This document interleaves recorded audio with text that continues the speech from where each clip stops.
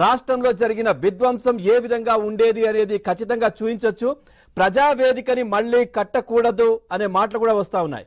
హిరోషిమాలో మీకు తెలిసే ఉంటుంది, ఆటోమ్ బాంబ్ వేసిన తర్వాత ఒక బిల్డింగ్ మాత్రమే మిగిలిపోయింది. దానిని ఈ రోజుకి ఒక నిమిషం చెప్పనివ్వండి, అలాగే ప్రిజర్వ్ చేసి పెట్టారు. 1945లో జరిగిన దాడికి గుర్తుగా ప్రజావేదిక కూడా అదే విధంగా ఏదైతే అప్పుడు జరిగిన ఆటోమ్ బాంబ్ దాడికి గుర్తుగా హిరోషిమాలో బిల్డింగ్ ఎట్లాగే ఉందో, ప్రజావేదిక కూడా జగన్మోహన్ రెడ్డి అనేవాడు అమరావతి మీద చేసిన దాడికి గుర్తుగా ప్రిజర్వ్ చేసి అట్లాగే పెట్టాలనే మాటలు కూడా వినిపిస్తా ఉన్నాయి. అమరావతి ఒక మహానగరం అవుతుంది, ఎన్నో లక్షల మందికి ఉపాధి కూడా కల్పిస్తుంది.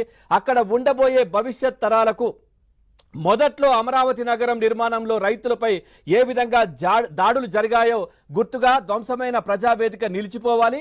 ఆ శిథిలాలు అలాగే ఉంచి దాని చుట్టూ ఒక పార్కుగా కూడా ఏర్పాటు చేసి 2019 నుంచి 23 మధ్యలో ఈ ప్రభుత్వం ఏ విధంగా దాడులు చేసిందో, ఏ విధంగా దౌర్జన్యాలు చేసిందో, ఏ విధంగా ప్రజలకు సంబంధించిన ఆస్తులను ధ్వంసం చేసిందో ఈ ప్రజావేదికను అట్లాగే ఉంచి దాని చుట్టూ పార్కుగా నిర్మించి ఇది భవిష్యత్ తరాలకు కూడా ఒక ముఖ్యమంత్రి ఏ విధంగా ఉండకూడదో ఒక నిదర్శనంగా కూడా ఉండాలి.